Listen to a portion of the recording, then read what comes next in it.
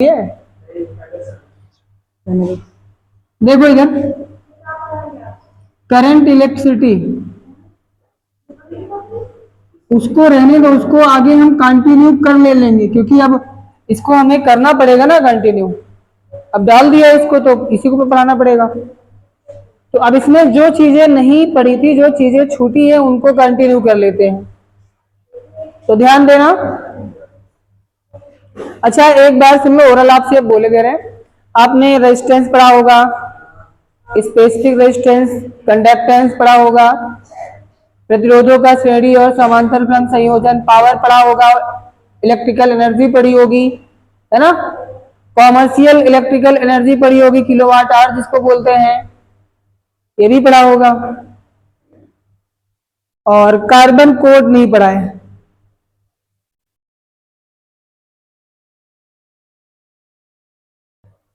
Carbon प्रतिरोध ये practically है, ये आपकी लाइफ से जुड़ा हुआ है। कार्बन प्रतिरोध तथा वर्ण कोड,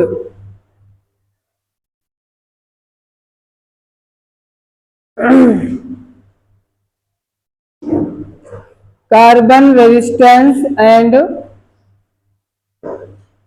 कलर कोड। ये कार्बन रेजिस्टेंस क्या होते हैं, जैसे आपने कोई इलेक्ट्रिकल सर्किट देखा होगा, उसमें छोटे छोटे रेजिस्टेंस लगे होते, देखा रेजिस्टेंस आपने? तुम लोगों ने नहीं देखा होगा। कोई भी इलेक्ट्रिकल सप्लाई ले लो जो लगी होती है, किसी चीज में लगी हो, उसमें स्ट्रिप में ऐसे लगे होते हैं ऐसे, और यहाँ इतना ऐसा थोड़ा मोटा सा ऐसा रहेगा, ऐसे ऐसे लगे रहते हैं। और इस पे 2-3 पट्टियां होती हैं अलग अलग कलर की।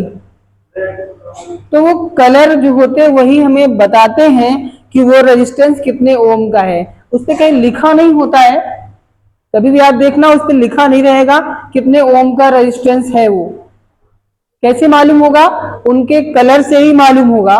तो हम लोग क्या करेंगे, सीखेंगे इसको कि कौन से कलर का कितना ओम रेजिस्टेंस होगा, इसको ध्यान रखना है। तो इसके लिए हमें क्या याद रखना है? सबसे पहले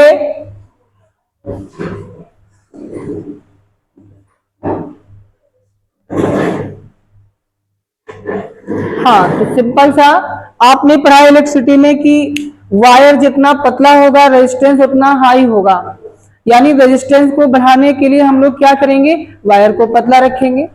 लेकिन आजकल जो इलेक्ट्रॉनिक जो सर्किट होते हैं उसमें रेजिस्टेंस काफी बड़े बड़े ओम के यूज होते हैं, यानी 100 ओम, 200 ओम ऐसे यूज होते हैं। और इतने ओम के रेजिस्टेंस किसी वायर से बनाना, किसी तार से बनाना पॉसिबल नहीं होता। क्यों नहीं पॉसिबल है? बहुत लंबा तार खींचना पड़ेगा।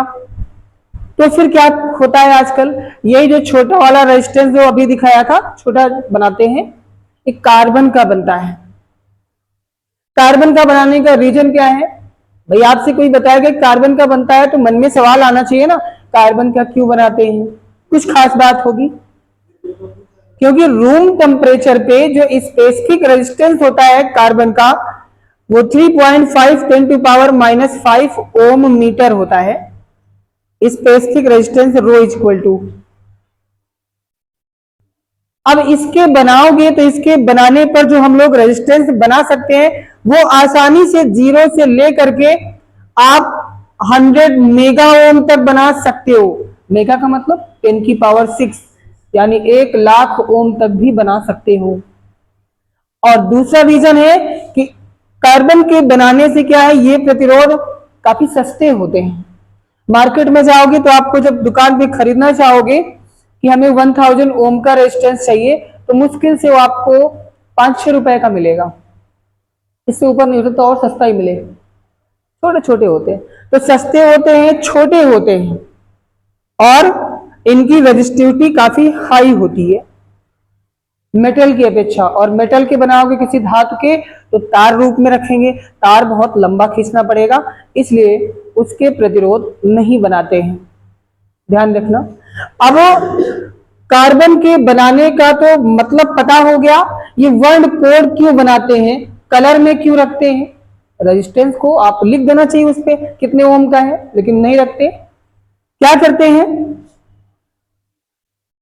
अगर कार्बन प्रतिरोध है तो इस पे अलग अलग चौड़ाई की, अलग अलग कलर की कुछ पट्टियां होती है, ऐसे देखोगे तो आपको मिलेगा। पता है तुम लोगों ने देखा है कि नहीं देखा है, प्रतिरोध देखा है? कुछ लोगों ने खाली नाम में सुना होगा। तो मैक्सिमम 4 पट्टियां होती हैं, 4 से ज्यादा पट्टियां नहीं हो सकती। और यही जो पट्टियां होती हैं यही होते हैं वर्ण कोड, यानी ये वर्ण होते हैं, कलर होते हैं, कलर स्ट्रिप होती है। इस प्रकार के ये प्रतिरोध होंगे। अब निकालते कैसे हैं इनको आपको सीखना है। भैया ये रूम टेम्परेचर पर है, क्या है, कार्बन का रो मतलब विशिष्ट प्रतिरोध, स्पेसिफिक रेजिस्टेंस, नाम लिख लेना ना पता हो तो। अब इनको निकालने के लिए हम लोग कैसे निकालते हैं, मान लो हमने एक प्रतिरोध उठा के आपको दे दिया और आपसे पूछा कि बताइए कितने ओम का रेजिस्टेंस है, तो कैसे निकालोगे? आपको कलर का कोड पता होना चाहिए। चलिए अब हम लोग पहले कोड सीखेंगे। आपको जानकर आश्चर्य होगा, बताइए ये क्वेश्चन कहाँ है, नीट जेईई की फिजिक्स में है ना। ये क्वेश्चन पिछले साल पीसीएस में आया था, इसका क्वेश्चन पिछले साल पीसीएस में आया। अब बताइए आर्ट साइड से जो पढ़ा है वो तो कर नहीं पाएगा, यानी पीसीएस में ऐसा क्वेश्चन आएगा तो नहीं कर पाएगा वो। इस पे काफी विवाद हुआ था कि इतना हाई लेवल की फिजिक्स क्यों दे दी गई। तो हाई लेवल क्या है, मेरे हिसाब से तो हाई लेवल कुछ नहीं है। हाई लेवल इसलिए लोगों ने बोला क्योंकि वो लोग यहां तक फिजिक्स पढ़ते नहीं जो आर्ट वाले हैं। अभी देखना इसमें हाई क्या लगेगा आपको, मेरे हिसाब से तो कुछ भी नहीं है। तो इसमें हम लिखेंगे रंग यानी कलर, दूसरा बनाएंगे, दूसरी है, इसमें दूसरा कॉलम है, ये जो स्ट्रिप होती है फर्स्ट एंड सेकेंड स्ट्रिप यानी पट्टी का क्या होगा, कोड। फर्स्ट और सेकेंड स्ट्रिप का कोड इस कॉलम से देखना होगा। थर्ड में क्या करना होता है, इसमें आपको देखना है थर्ड स्ट्रिप का कोड देखना है। थर्ड स्ट्रिप कोड यानी जो तीसरी पट्टी होती है, तीसरी पट्टी ये कौन है, ये फर्स्ट हो गई, सेकेंड, थर्ड, और फोर्थ पट्टी जो होती है इसका कोड नहीं होता, इसकी टॉलरेंस होती है यानी सहनशीलता होती है, जिसको आप अपने शब्दों में विश्वसनीयता बोलते हो। विश्वसनीयता का मतलब कि कोई कंडक्टर है, कोई प्रतिरोध है तो कितना विश्वसनीय है। जैसे कोई सामान मार्केट से खरीदना है, अब नई नई वो सामान अगर मार्केट में लॉन्च हुई है तो उसको खरीदने से आप बचोगे, क्यों, उससे विश्वास नहीं है आपको। जो पुराना कोई चल रहा है ब्रांड, कह रहा नहीं मुझे इसका लेना है, उससे विश्वास है। तो विश्वसनीयता यानी टॉलरेंस आपको लिखना है फोर्थ स्ट्रिप से। दिया इसमें फोर्थ स्ट्रिप में क्या होगा, इसमें होगी टॉलरेंस, होगी सहनशीलता।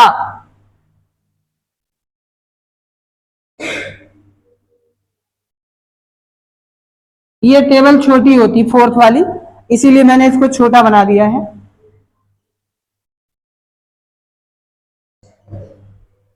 अब इसमें ध्यान देना, पहले हम कलर को लिखते हैं, और हाँ ध्यान रखना अगर कलर जैसे हम लिखेंगे सीक्वेंस से, अगर आपको उसी सीक्वेंस में याद है तभी कोड लिख पाओगे, नहीं तो कभी नहीं लिख पाओगे। हो सकता है इसमें पढ़ा हो, आप लोगों ने जो 12th कर चुके होंगे पढ़ा होगा। हाँ कोई बोला बीबी, ब्लैक, ब्राउन, रेड है, ऑरेंज, येलो, अब ना बोलियो। आगे कह दो अपना बोल गए बहुत तो बोले।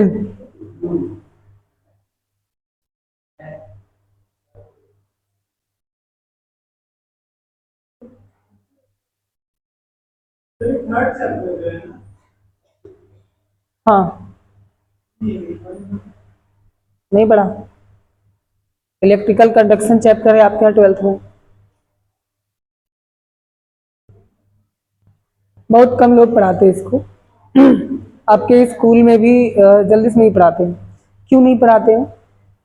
ये पहले जब हम लोग भी पढ़ते थे 11th 12th में, तभी सिलेबस में नहीं था, बीच में सिलेबस में डाला गया था। ये ग्रेजुएशन में पहले था, वहां से हटा के यहाँ पे डाल दिया गया।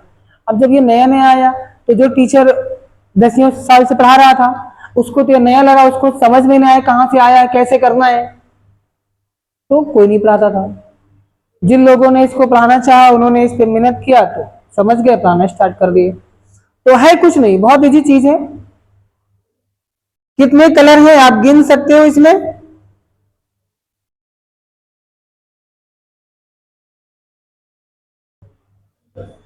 10।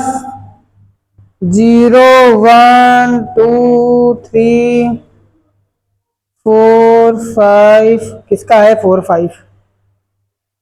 भैया हम लाइन खींच देते नहीं भूल जाओगे। ग्रीन, ब्लू, कोई छूट गया क्या?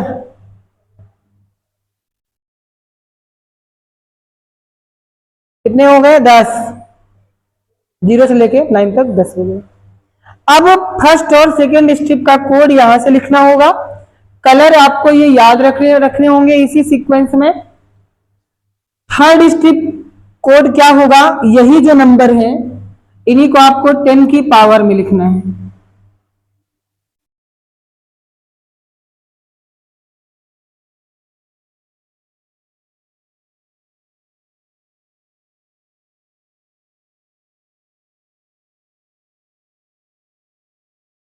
कोई दिक्कत इतना करने में? कोई दिक्कत नहीं। अच्छा, दिक्कत कहाँ आपको लग रही है? सीक्वेंस में याद रखना, इसके अलावा कोई दिक्कत नहीं है। टॉलरेंस में क्या है? केवल दो कलर आते हैं। एक आता है चांदी यानी सिल्वर, उसके बाद आता है सुनहरा। सुनहरा यानी गोल्डन, या फिर गोल्ड बोल सकते हो। या फिर इसके बाद कोई रंग नहीं, हाँ यानी नो कलर। अगर कोई कलर ना हो तो उसकी टॉलरेंस क्या होगी? सिल्वर आप जानते हो सबसे अच्छा कंडक्टर होता है, तो इसकी टॉलरेंस ±5%। सुनहरा इस थोड़ा सा कम 10%। कोई रंग नहीं तो 20। प्लस माइनस का मतलब इतना प्लस भी हो सकता है इतना माइनस भी हो सकता है। अब इतना आपको याद रखना। इतना करने के बाद पेपर में क्वेश्चन क्या देता है, एग्जाम में क्वेश्चन आपको देगा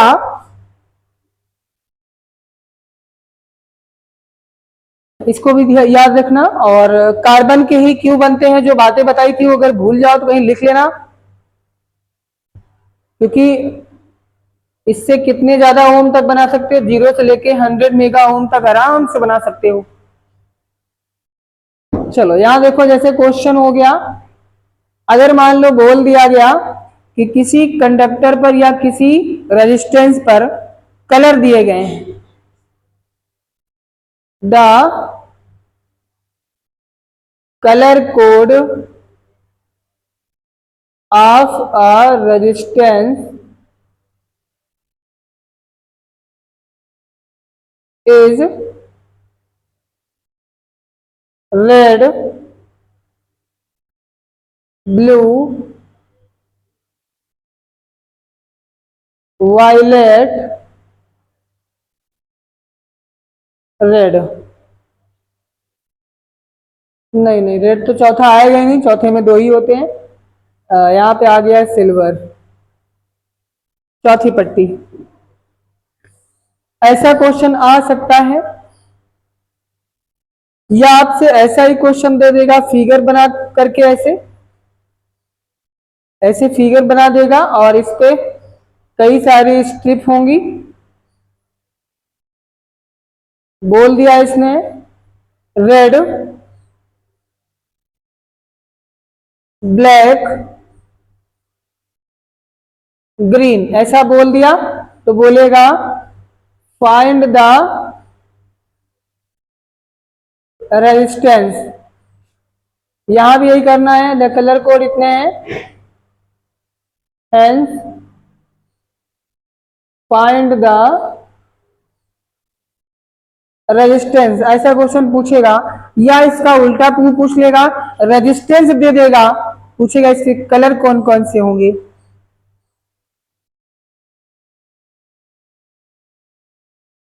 if the resistance of conductor is 34 10 to power 3 ohm, then find its colour code. तो इसके कलर कोड बताने, 3 क्वेश्चन है और तीनों लगभग एक जैसे ही है, बस थोड़ा सा उलट पलट के कर दिया। बाई फिगर पूछ सकता है, बाई कलर पूछ सकता है, बाई द रेजिस्टेंस पूछ सकता है, कुछ भी। तो इसको कैसे करना है, सिंपल सा, बस आप आंसर डायरेक्ट निकालोगे। आपको पता है रेड, ब्लू, वायलेट, सिल्वर, तो आपको पता है फर्स्ट और सेकंड कलर हम लोग कहां से देखेंगे, यानी ये स्ट्रिप हो गई, पट्टियां हो गई, 1 2 3 4 पट्टियां, 4 से ऊपर नहीं हो सकती, 4 से कम हो सकती हैं, ठीक। जैसे इसमें 3 ही मैंने बनाया। तो पहले और सेकंड जो कलर है वो देखना है फर्स्ट टेबल से। कलर क्या है, रेड और ब्लू। रेड का बोलिए कितना है, ब्लू कितना है, तो आप लिखोगे क्या निकालना है, रेजिस्टेंस, तो 2 6। थर्ड वाला जो कलर है वो देखना है अगली वाली टेबल से, तो कौन सा है, वायलेट। वायलेट कितना है, यहाँ लिखोगे इंटू 10 to power 7। आगे क्या है, अगला चौथा भी पट्टी आ गई, सिल्वर है, सिल्वर के लिए कितना, तो ±5%। ये आंसर हो गया। क्या दिक्कत इसमें, कोई दिक्कत नहीं, बस ऐसे ही क्वेश्चन आते हैं, ये आपको याद होना चाहिए, समझे प्रतिष्ठा, याद हो जाए, ठीक। इसका बोलो, ये हो जाएगा ना, रेड, ब्लैक, ग्रीन। इसमें 3 4 3 4 यहीं से देखना, 3 ऑरेंज, 4 ऑरेंज और 10 to power 3 में कौन है, आंसर हो गया। यही काम है, या तो कलर बताने हैं या तो आपको रेजिस्टेंस बताना है, इसका आप कर सकते हो। Red, black, green. Red black का बोलो, रेड का 2, ब्लैक का,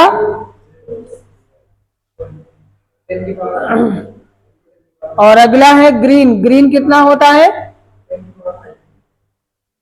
इतना ओम, आंसर हो गया, इससे बताने। तो इस टाइप के क्वेश्चन आते हैं एग्जाम में, इसके कार्बन कोड के, इनको ध्यान रखना। हाँ, जिसको ये याद करने में दिक्कत हो तो भैया इसकी ट्रिक याद कर ले, कुछ लोग को पता होगी। तभी इसने, किसी ने बोला था, बीबी कोई बोला था, कौन बोला था, है क्या बोले थे, बीबी राय और ग्रेट बॉय, और बस ये रखता बोले रहा तुम। तो भैया B B Roy, great boy, very good wife, ठीक। B B Roy, great boy, very good wife. तो B black, brown, red, orange, yellow, और इसमें से फर्स्ट फर्स्ट वर्ड, ठीक, इसमें फर्स्ट वर्ड, बाकी इसमें सारे वर्ड मैंने अंडरलाइन कर दिया जिनसे कलर कोड आपको बनाने हैं। तो ये सेंटेंस याद रहेगा तो आपको ये सीक्वेंस भी याद रहेगा।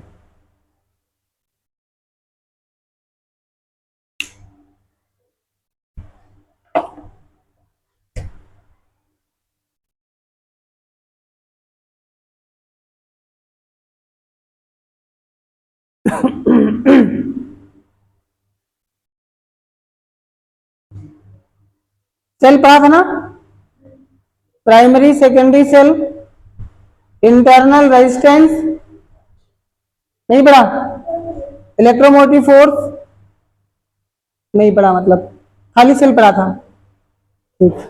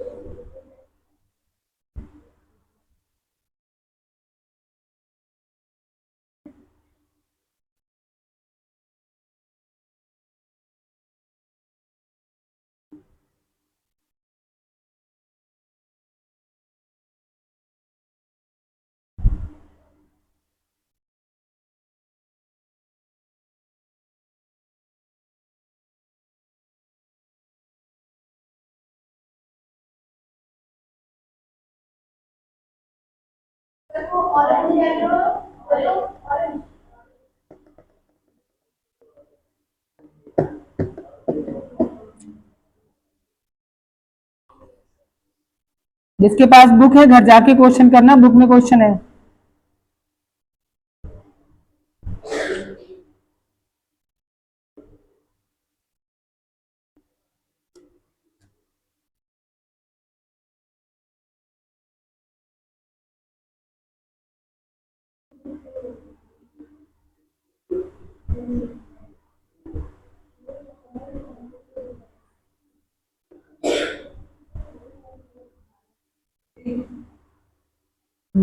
एक हमारा दोस्त है, किसी को तो दे रहा है, वो पूछ रहा है अरियन, वो सैंपल पेपर मिले किधर को, अरियन देखिए सीबीएसई के लिए वो बेस्ट है। तेरा किधर को से कोर्सेज और अच्छे क्वेश्चन भी दिए, नहीं उससे क्या तो करे, अरियन से करे, कंपटीशन में जाएगा तो पीडब्ल्यू ले लेगा, अभी नहीं, नहीं अरिहंत के लिए ना।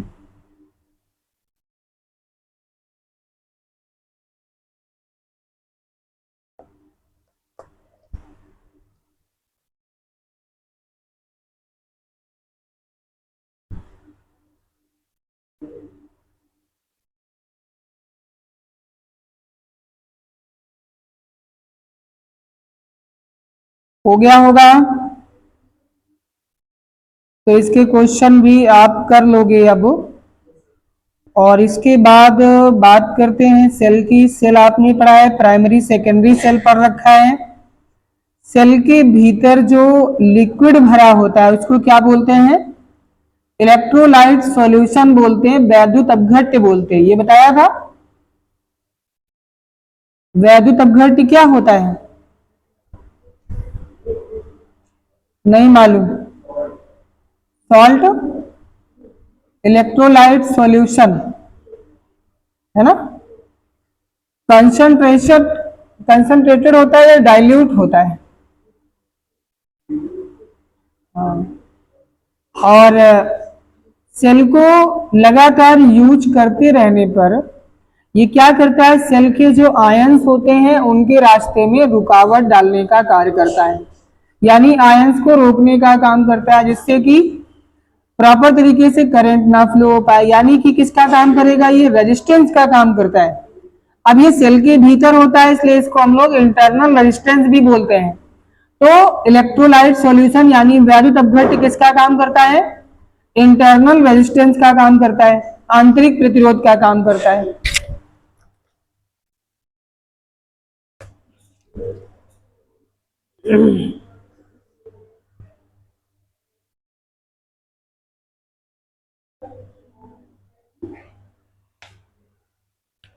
हाँ ध्यान देना भैया, किसका पढ़ रहे हैं? सेल का वैद्युत अपघट्य यानी इलेक्ट्रोलाइट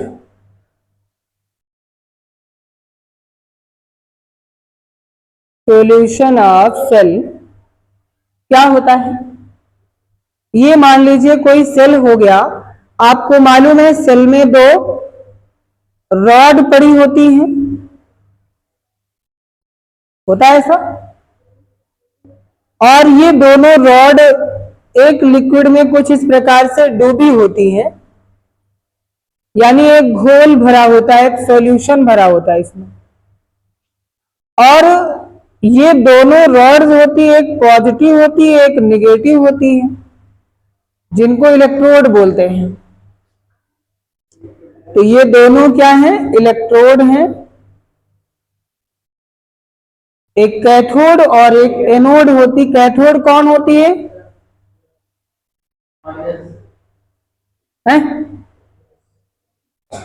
एनोड ये जो सॉल्यूशन भरा है ये क्या है?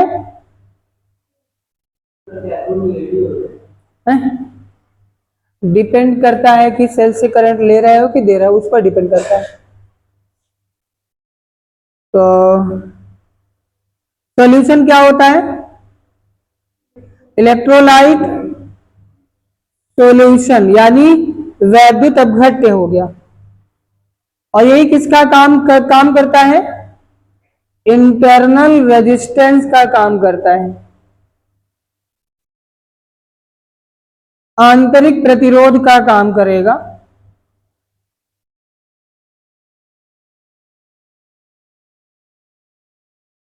अब ये ध्यान देना, सेल को हम जैसे जैसे यूज करते रहेंगे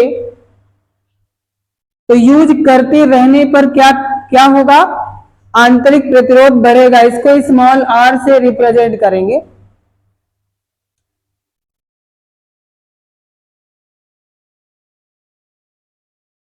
bye using of cell small R क्या होगा? बढ़ता जाएगा। इसीलिए जब वो बढ़ता जाएगा एक समय आएगा इतना कि इतना ज्यादा रेजिस्टेंस हो जाएगा, करंट मिलना बंद हो जाती, तो आप बोलते हो डिस्चार्ज हो गया सेल। इस समय का मतलब क्या होता है? उस टाइम पे इंटरनल रेजिस्टेंस बहुत ज्यादा हो गया। सेल के भीतर जो यहाँ पर वोल्टेज होगा उसको बोलते हैं ई। ई मतलब क्या हो गया? ईएमएफ शॉर्टकट में। पूरा नाम होता है इलेक्ट्रोमोटिव फोर्स।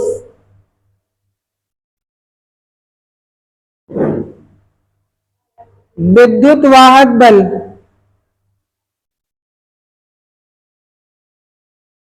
एक तरह से ये भी वोल्टेज ही होता है। विद्युत वाहक बल क्या होता है? E is equal to W upon Q.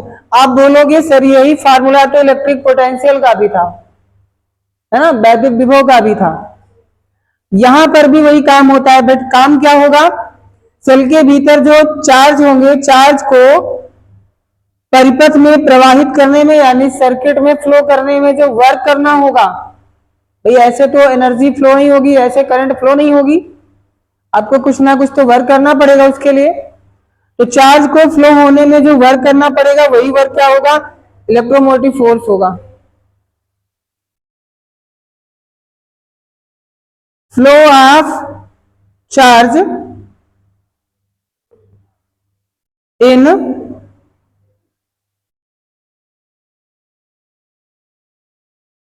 Flow of unit charge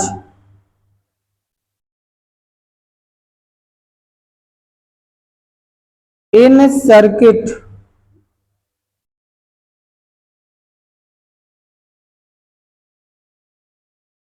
doing work done क्या होगा? जो वर्क डन होगा वही क्या होगा? ई होगा। ये डिफिनेशन हो गई एक तरह से।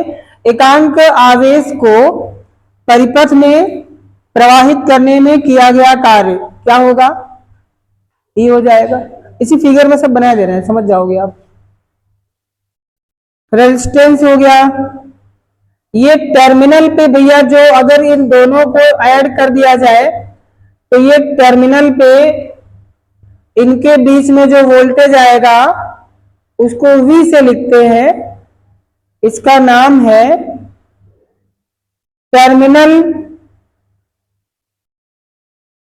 टर्मिनल पोटेंशियल हो गया, यानी टर्मिनल विभवांतर हो गया। तो याद हो गया, आपको मालूम हो गया कि सेल के भीतर जो वोल्टेज होगा वो ईएमएफ होगा, इलेक्ट्रोमोटिव फोर्स होगा, विद्युत वाहक बल। अब ये इलेक्ट्रोलाइट सॉल्यूशन से होकर जो एंड पॉइंट पे आएगा, यानी टर्मिनल पे जो वोल्टेज आएगा चल करके, वो क्या होगा? टर्मिनल पोटेंशियल होगा। अब आप बताना जरा, जब सेल को यूज करेंगे यानी सेल से करंट लेंगे तो सेल के भीतर से करंट आएगी ना, यानी इलेक्ट्रोलाइट सॉल्यूशन से होकर आएगी। इलेक्ट्रोलाइट सॉल्यूशन किसका काम करता है? इंटरनल रेजिस्टेंस का काम करता है। रेजिस्टेंस क्या काम करता है? करंट को रोकने का काम करता है। यानी जो बाहर जाएगी करंट, उसको कुछ ना कुछ ये सॉल्यूशन रोकेगा। यानी अंदर जो वोल्टेज है उतना प्रॉपर वोल्टेज तो ऊपर नहीं आएगा, फिर टर्मिनल पे कुछ कम होगा। तो याद हो गया होगा, सेल को यूज करते टाइम E ज्यादा होगा, V कम होगा। जब सेल को चार्ज करेंगे तो चार्ज करने में करंट बाहर से आ रही होगी, अंदर जाएगी इलेक्ट्रोड के पास में, तो पहले सॉल्यूशन से मिलना होगा।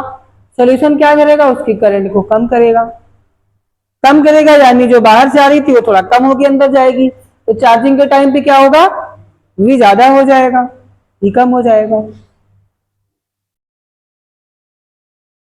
एट चार्जिंग के टाइम क्या होगा?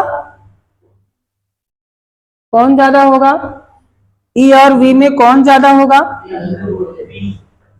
हाँ, बाहर से आएगी चार्जिंग के टाइम पे तो V ज्यादा होगा। ऐसे नहीं लिखते, ऐसे लिख देते।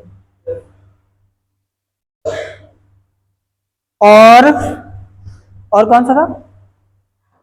एट यूजिंग, प्रयोग के समय E ज्यादा हो जाएगा। अब आप बोलोगे सर कभी तो ऐसा होगा कि दोनों बराबर हो जाए, हो सकता है ना ऐसा? कब ऐसा बराबर होगा? जब इंटरनल रेजिस्टेंस 0 हो जाए। If small r is equal to 0 then E is equal to V। ये भी ध्यान रखना, अगर आपसे कोई पूछे कि भैया दोनों बराबर नहीं हो सकते का, तो आप बता सकते हो कि तो हो सकता है, लेकिन जब इंटरनल रेजिस्टेंस 0 हो जाए। और ऐसा कब होता है? जब इलेक्ट्रोलाइट सॉल्यूशन, जैसे बैटरी में पानी भरा होता है, पानी खत्म हो जाए, है ना? कभी आपके घर में ऐसा जरूर हुआ होगा, अगर इन्वर्टर होगा तो, कि कभी उसको चार्ज करो, दिखाता है तुरंत दिखाएगा फुल चार्ज हो गया, 2-4 मिनट में दिखाएगा फुल चार्ज हो गया, फिर उसको जब यूज करते हो तो 2-4 मिनट में ही बैटरी खत्म, ऐसा दिखा देता। आपको समझ में नहीं आता कि अभी तो 1 साल की बैटरी हुई है, बैटरी खराब हो गई। दुकान पे ले जाओगे, आपको नॉलेज नहीं है तो आपको बेवकूफ बना देगा, बोलेगा प्लेट ही खराब हो गई इसकी। जल्दी से बैटरी की प्लेटें खराब नहीं होती, चीज जान लो। अगर आपको थोड़ी बहुत नॉलेज है तो आपको हम बता दें, लेड वाली बैटरी, जो लेड लिक्विड वाली होती है, जो आपके घरों में इन्वर्टर में यूज होती है, पानी वाली, थोड़ी नॉलेज है, खोल वोल करके आप उसको बंद करके, थोड़ा रिपेयरिंग आती है आपको, उसके बारे में नॉलेज है तो एक बैटरी को आप कम से कम 30-40 साल तक यूज कर सकते हो, थोड़ी बहुत नॉलेज हो तो। लेकिन होता क्या, हम लोग 4-5 साल में काम करना बंद, खराब, दूसरी बैटरी ले आते हैं इसको। और देखो बिकती भी है ना, अच्छे खासे रेट पे बिकती है। अगर इनका रिपेयरिंग का काम ठीक ना हो, अगर ये फिर से रीयूज ना होती हो तो कोई क्यों खरीदे इतना महंगा? अगर कूड़ा हो जाए क्या मतलब कोई खरीद करके? इसका मतलब कूड़ा नहीं होती। आपको बता दें, जो बैटरी आप खरीदते हो 100% रुपए दे करके, जब यूज करते हो, यूज करने के बाद जान लो कहीं उसमें 2-4-5% खराबी होती है, और उसको ठीक करने में, रिपेयर करने में मुश्किल से हो सकता है 100, 150, 200 या 500 मैक्सिमम खर्च हो जाए आपका रुपया। बैटरी फिर वैसी की वैसी फिर से बेच देंगे, वैसे नहीं करके अपना लेबल हटा के नया लेबल लगाएंगे, बढ़िया साफ सफाई करके डेंटिंग पेंटिंग करके फिर से नई बैटरी फिर जा रही है। हम लोग को पता नहीं है, यही होता है। मैंने आपसे क्या कहा, अगर आपको नॉलेज सही से नहीं है, गड़बड़ सड़बड़ कर दोगे सब बेकार हो जाए। कौन सा पानी डाले थे? वो आता नहीं बैटरी में डालने वाला, वही वाला लेके आए। चला नहीं था? नहीं चला। कितने टाइम के बाद डाला था बैटरी? खाली कुछ टाइम से पड़ी थी, बहुत साल। हाँ, तो इसलिए नहीं चलेगी। क्यों भाई? आपको पता है ये जो इलेक्ट्रोड पड़े हैं, अगर बहुत समय से खाली पड़ा है तो बहुत सारे डस्ट पार्टिकल इन पे कवर हो जाएंगे, और एक प्रोसेस पड़ा है केमिस्ट्री में, कोरोजन, संक्षारण पड़ा है। इन इलेक्ट्रोडों पे धीरे धीरे लग जाएगा जंग, और जंग कौन सा? लोहे वाला नहीं, इसका जंग कोरोजन। कौन सा? जो अम्लीय और क्षारीय प्रकृति का होता है। वो लिक्विड को इसके पास आने देगा ही नहीं, तो केमिकल रिएक्शन होगी नहीं, करंट बनेगी नहीं, मिलेगी कहां से? आपको करना क्या उस कंडीशन में? खोलना पड़ेगा इसको, बैटरी को ओपन करना पड़ेगा, और एसिड से आपको उनको साफ करना पड़ेगा, प्लेटों को सभी अच्छे से, फिर से वैसे आपको करना पड़ेगा। थोड़ा सा काम होता, ज्यादा नहीं होता। और नहीं आता तो एक बार यूट्यूब देख लो, यूट्यूब तो जिंदाबाद है आजकल। छोटी वाली है, कोई भी हो। अब भैया मोबाइल की बैटरी मत ठीक करने बैठ जाना, हाँ, नहीं थोड़ी सी अगर चूक हो गई तो ब्लास्ट हो जाएगी।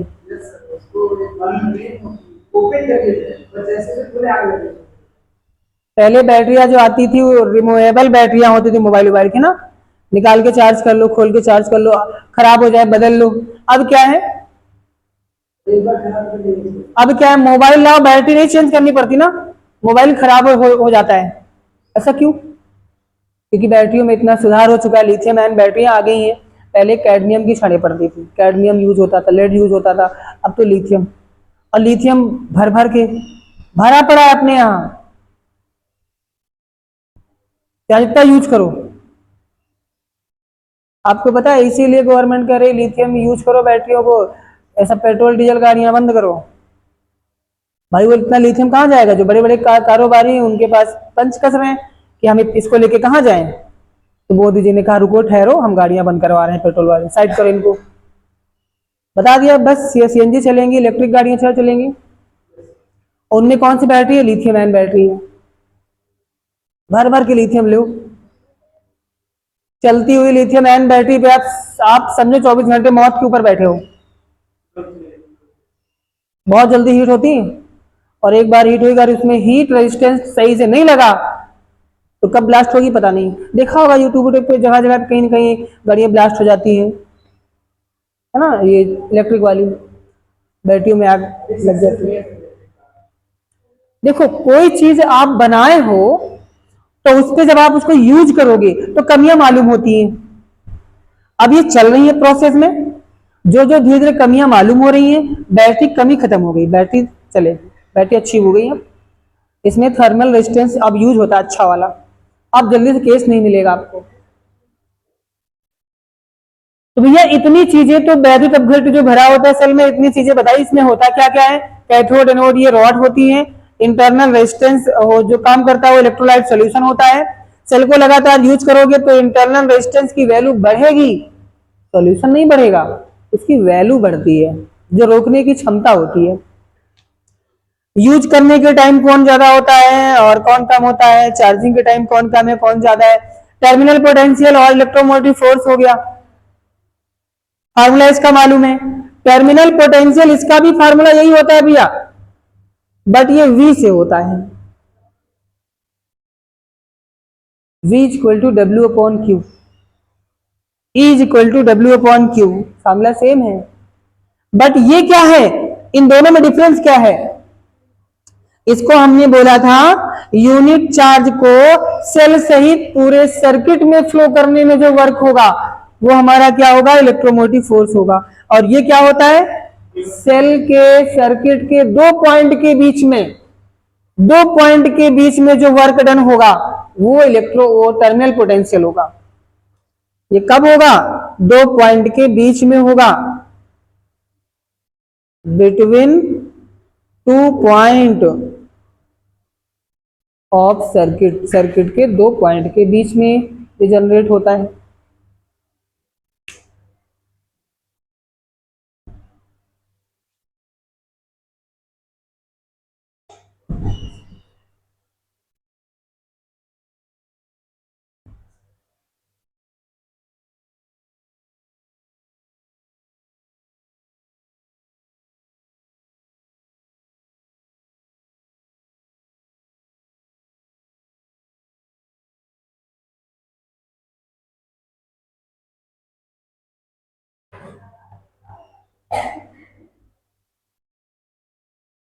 क्या है? कुछ तो है। चलिए इसके बाद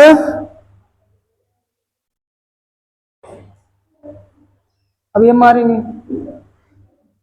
नोट पॉइंट इंटरनल रेजिस्टेंस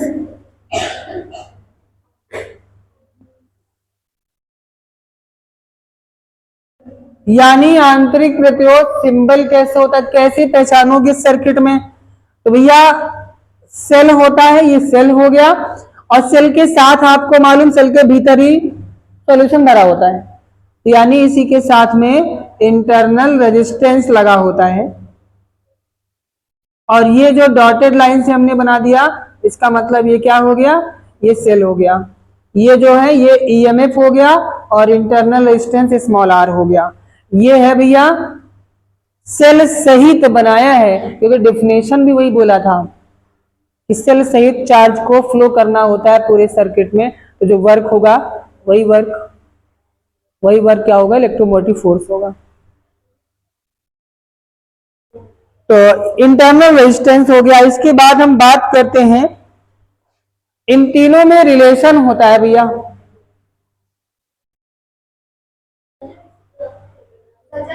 कहाँ है? कौन सी कोचिंग? तुम्हारी कौन सी कोचिंग है? ये का है?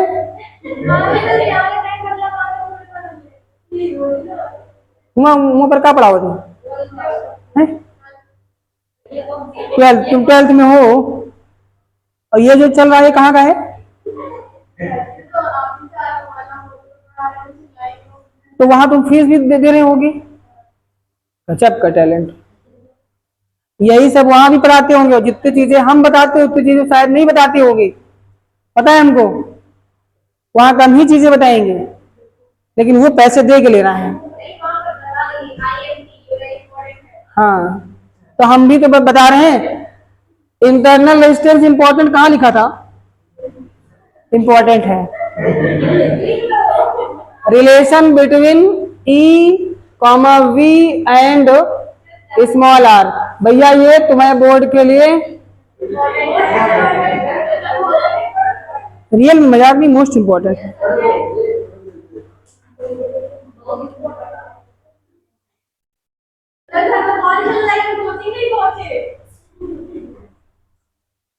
अभी 5 भी नहीं बजा,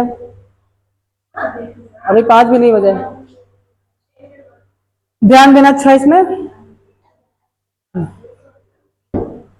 relation between E V R, मान लो ये हो गया सेल, सेल है तो इसका अपना इंटरनल रेजिस्टेंस होगा, चिल्लाओ नहीं, और इंटरनल रेजिस्टेंस ये सेल है, इसको लेकर के हम जोड़ देंगे एक वायर से, या मान लो एक एक्सटर्नल रेजिस्टेंस है, बाह्य प्रतिरोध है, इससे जोड़ दिया और सर्किट हमारा कंप्लीट हो गया। ये हमारा हो गया सेल।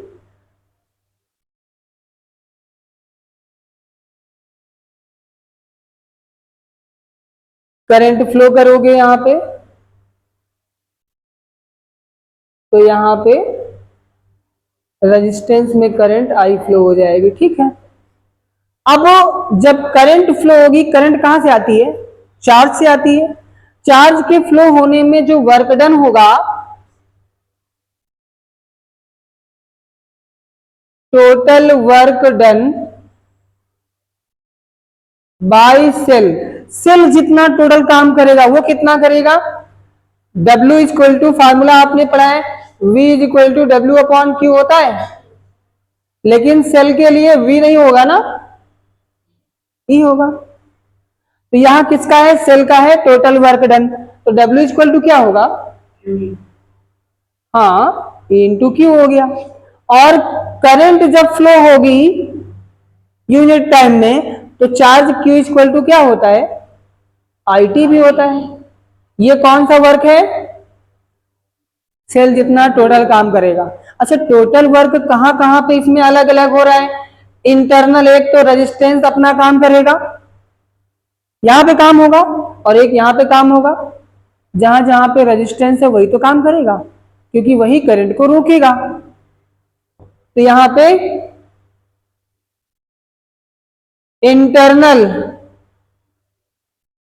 इंटरनल वर्क डन, यानी आंतरिक कार्य किसके द्वारा, कौन करेगा, इंटरनल में यहां स्मॉल आर करेगा, बाई स्मॉल आर। कितना होगा, यहां लिख देते भैया W इंटरनल, शॉर्टकट में लिख दिया यहां पे ताकि मालूम हो आंतरिक कार्य है। अच्छा, आंतरिक कार्य है तो यहां पे इसके एंड पॉइंट में जो पोटेंशियल आएगा वो क्या होगा, टर्मिनल पोटेंशियल होगा। तो यहां जैसे EIT बना है, यहां VIT बनेगा, लेकिन ये VIT यहां पे V इज इक्वल टू क्या होगा, IR होता है ओम के नियम से, क्योंकि यहाँ पे रेजिस्टेंस स्मॉल आर है। यहां हो जाएगा, इसके प्लेस पे हम रख देंगे IR इंटू में IT, क्या बनेगा, I स्क्वायर RT। ये कौन सा वर्क हो गया, इंटरनल, जो सेल के अंदर वर्क हो रहा है। अब एक्सटर्नल कितना होगा, ओम्स लॉ कहता है रेजिस्टेंस जब लगाया तो यहां पर पोटेंशियल जनरेट होगा कितना, V इक्वल टू IR पढ़ाया आपने। तो यहां पे क्या हो जाएगा, एंड एक्सटर्नल यानी बाह्य कार्य वर्क डन बाई सेल लिख सकते हो या कैपिटल R लिख सकते हो। W एक्सटर्नल इक्वल टू कितना होगा, यहां हो जाएगा VIT। अब कह रहे दोनों सेम है, नहीं, यहां पे वोल्टेज अलग होगा, यहां वोल्टेज अलग होगा। यहां वोल्टेज कौन सा होगा, जो इसके टर्मिनल पे होगा, और यहां वोल्टेज कौन सा होगा, जो रेजिस्टेंस पे आएगा। तो यहां लिख सकते हो V डैश, नहीं आपको दोनों सेम सेम दिखेंगे ना। तो ये हमारा हो गया भैया इक्वेशन नंबर, एग्जाम में बहुत आता है, इस पे न्यूमेरिकल बहुत सारे आते हैं, जो यहां से रिलेशन बनेगा। आपको मालूम है W जो टोटल वर्क होगा वो W इंटरनल W एक्सटर्नल दोनों को मिला के होगा ना। W इंटरनल या टोटल W कितना है, W इंटरनल कितना है, और ये एक्सटर्नल, इधर IT कॉमन है ना, क्या बचेगा, IR, इधर क्या बचेगा, IT से IT कट जाएगा, A is equal to V plus. अच्छा आप बताएं, ये जो फार्मूला निकला है ये सेल यूज करते टाइम है या सेल को चार्जिंग करते टाइम है। आप इससे देख के क्या आप बता सकते हो E ज्यादा है कि V ज्यादा है। आप देख रहे हो जब V में IR ऐड हुआ है तब किसके बराबर हुआ, यानी E ज्यादा है और V कम है। ये कब है, कब होता है, E ज्यादा कब होता है, दिखा, प्रयोग करते टाइम E ज्यादा होता है, यानी सेल को हम यूज कर रहे हैं,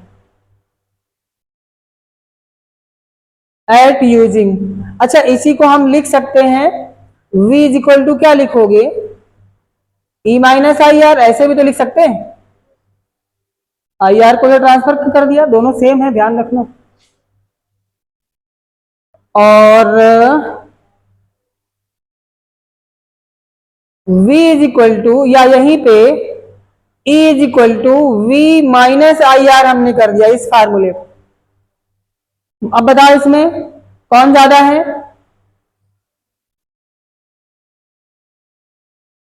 कौन ज्यादा है? जब v में आई आर घटा दिया तब e के बराबर हुआ, यानी v ज्यादा है यहाँ पे। ये कब है? एट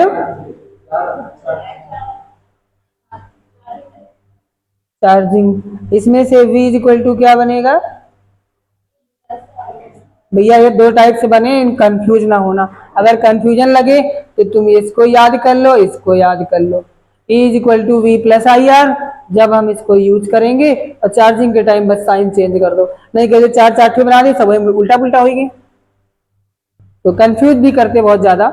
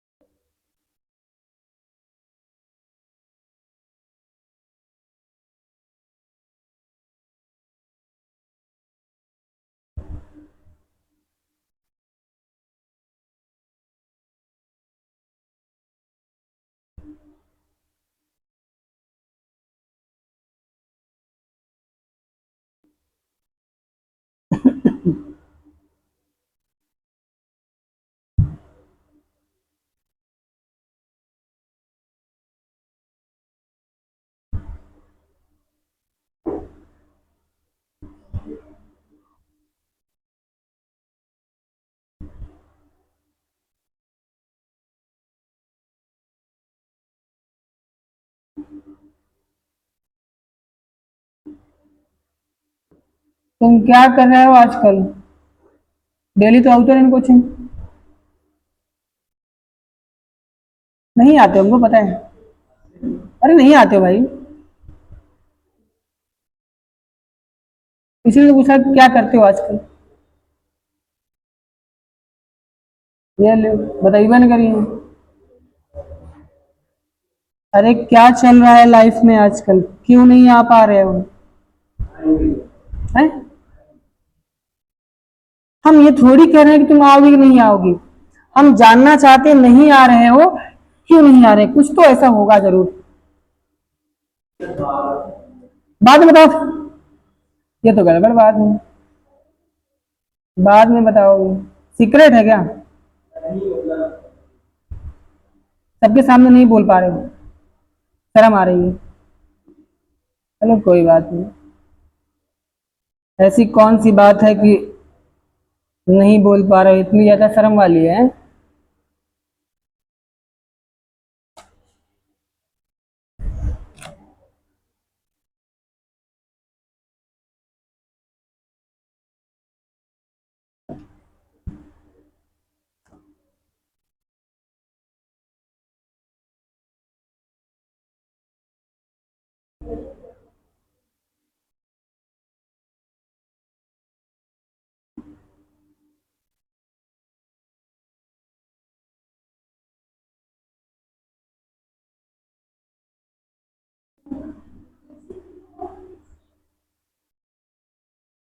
लालती बहुत मजे ले रही हो आजकल, हैं? क्या दिखा रही हो? मेहंदी वेहंदी लगाया होगा, दिखा तो रही हो।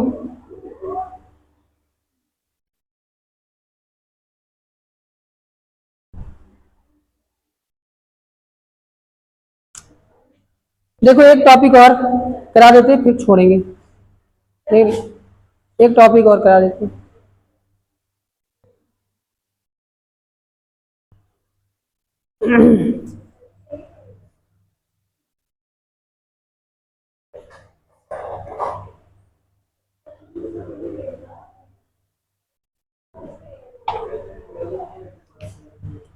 हाँ ध्यान देना,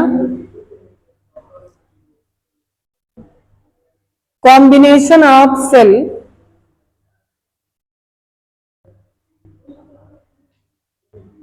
तो सेलों का कॉम्बिनेशन क्या है, इसको पढ़ना है। तो फर्स्ट कौन सा है? हाँ रेडिकम इन सीरीज सेलों का श्रेणी क्रम संयोजन। मान लो कई सारे सेल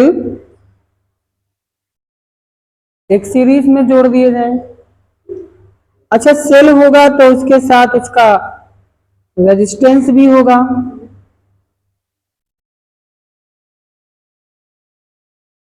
ये लो, हमने यहां पे कुछ सेलों को ले लिया है।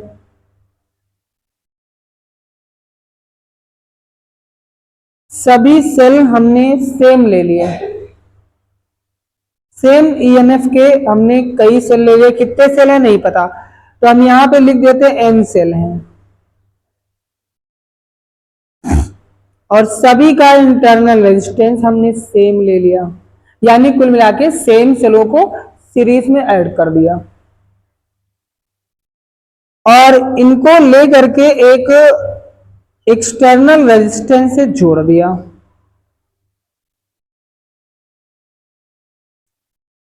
बाह्य प्रतिरोध कैपिटल आर से जोड़ दिया। सेल कितनी है?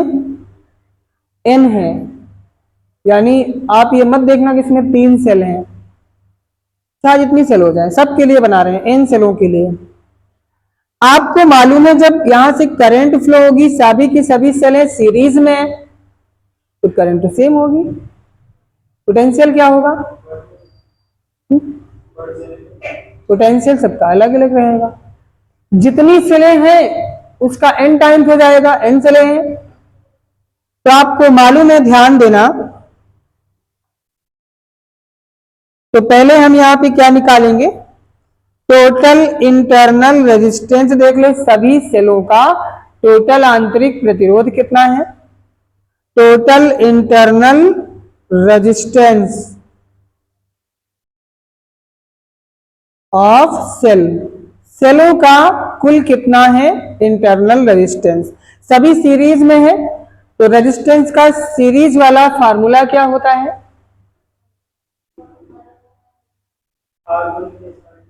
हाँ, R equal to R1 plus R2 plus R3 plus dot dot dot, कहां तक? ये n तक है। कितना हो जाएगा? R R R n बार जोड़ो, कितना होगा? है, कहां जाना है? सांप निकालना है? तो रुको, 5 मिनट रुक जाओ, बोलो बोलो कितना ऐड करके बता सकते हो कितना होगा?